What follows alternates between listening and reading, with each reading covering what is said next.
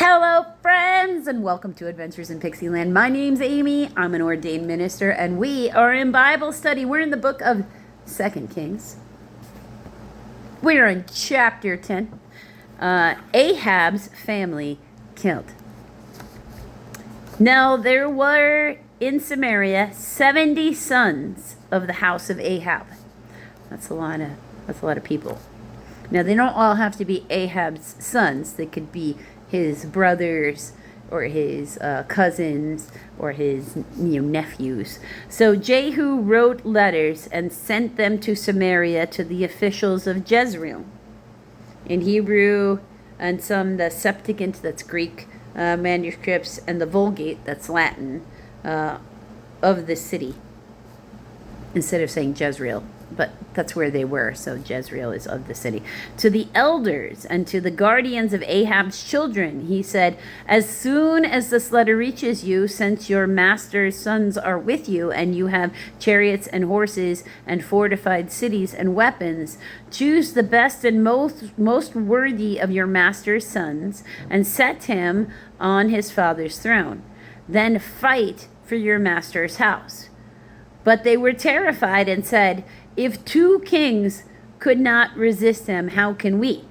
So the palace administrators, the city's governors, the elders, and the guardians sent this message to Jehu. We are your servants, and will do anything you say. We will not appoint anyone as king, and you do whatever you think is best. It's not really how it's supposed to work. Then Jehu wrote them a second letter saying, if you are on my side and will obey me, take the heads of your master's sons and come to me in Jezreel by this time tomorrow.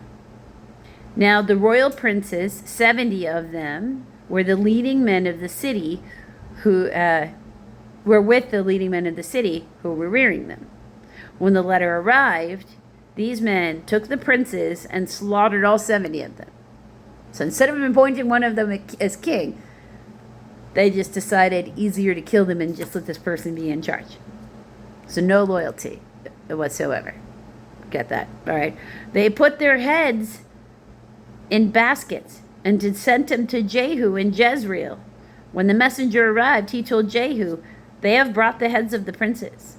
Then Jehu ordered, put them in 2 piles at the entrance of the city gate until morning. The next morning Jehu went out. He stood before all the people and said, you are innocent. It was I who conspired against my master and killed him. But who killed all these? Know then that not a word the Lord has spoken against the house of Ahab will fail. The Lord has done what he promised through his servant Elijah. So Jehu killed everyone in Jezreel who remained in the house of Ahab, as well as his chief men, his close friends, and his priests, leaving him no survivor. So nobody who could care that this man had been killed, as far as their brain goes. Jehu then set out and went towards Samaria. At Beth Eked, Eked, of the shepherds, he met some relatives of Ahaziah, king of Judah, and asked, who are you? They said, we are relatives of Ahaziah, and we have come down to greet the families of the king and queen mother. Take them alive, he ordered. So they took them alive and slaughtered them by the well at Beth Eked. 42 men. He left no survivor. After he left there, he came upon Jehonadab, son of Rechab, R-E-C-A-B, Jehonadab, Jehonadab, who was on his way to meet him. Jehu greeted him and said, are you in accord with me as I am with you?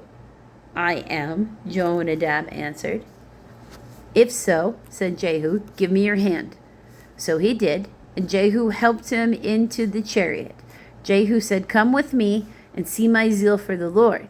Then he had him ride along in his chariot. When Jehu came to Samaria, he killed all who were left there of Ahab's family. He destroyed them all, according to the word the Lord had spoken to Elijah. Ministers of Baal killed. Then Jehu brought all the people together and said to him, Ahab served Baal a little. Jehu will serve him much. Now summon all the prophets of Baal and all his ministers and priests. See that no one is missing, because I am going to hold a great sacrifice for Baal. Anyone who fails to come will no longer live. But Jehu was acting deceptively in order to destroy the ministers of Baal. Jehu said, call an assembly in honor of Baal. So they proclaimed it. Then he sent word throughout Israel, and all the ministers of Baal came. Not one stayed away. They crowded into the temple of Baal until it was full from one end to the other. That's a lot of people. When Jehu said to the keeper of the wardrobe, bring robes for the ministers of Baal. So he brought out robes for them. When Jehu and Jehonadab, son of Rechab, went into the temple of Baal, Jehu said to the ministers of Baal, look around and see that no servants of the Lord are here with you, only ministers of Baal. So they went in to make sacrifices and burnt offerings. Now Jehu had posted 80 men outside with this warning. If one of you lets any of these men I am placing in your hands escape, it will be your life for his life. So death for failure. Highly motivated to do what he wants. As soon as Jehu had finished making the burnt offering, he ordered the guards and officers, go in and kill them, let no one escape. So they cut them down with the sword.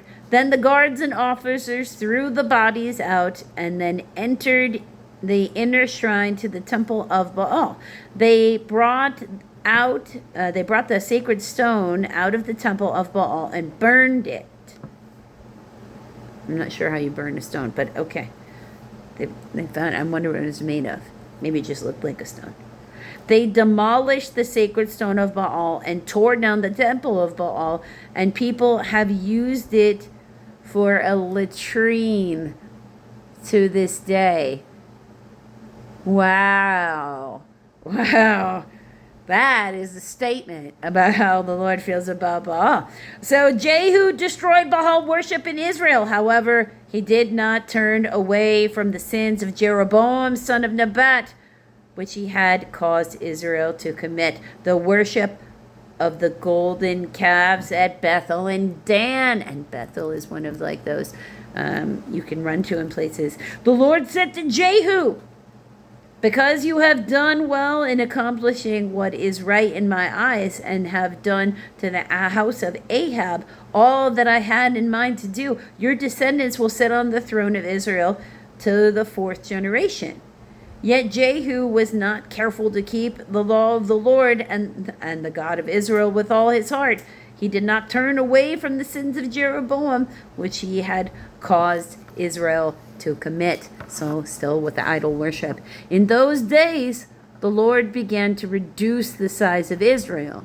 And that's true.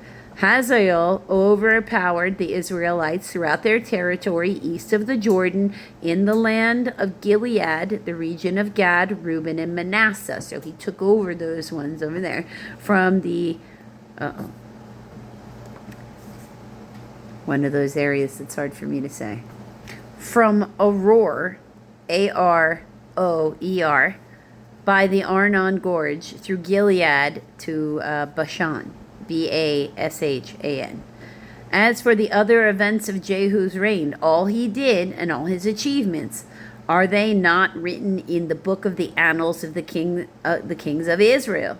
Jehu rested with his fathers and was buried in Samaria, and Jehoahaz, Jehoahaz,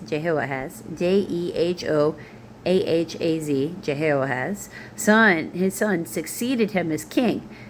In the time that Jehu reigned over Israel and Samaria was 28 years. So he had a good long reign as far as, these kings seem to go, because God seems to be happy to take them out like that the moment they're in open rebellion. So careful. Always careful with the open rebellion. You got to watch how much you pop off at the mouth when you're talking to anybody. Open rebellion and not only worshiping the singular God will eventually get them completely removed from the territory. He's picking away at it little by little, and eventually they will be conquered, not once actually, but twice. So if you want to find out exactly when that happens, you're just going to have to keep watching. Don't forget to come back to find out what else is happening in this crazy kingdom in the next video, friends.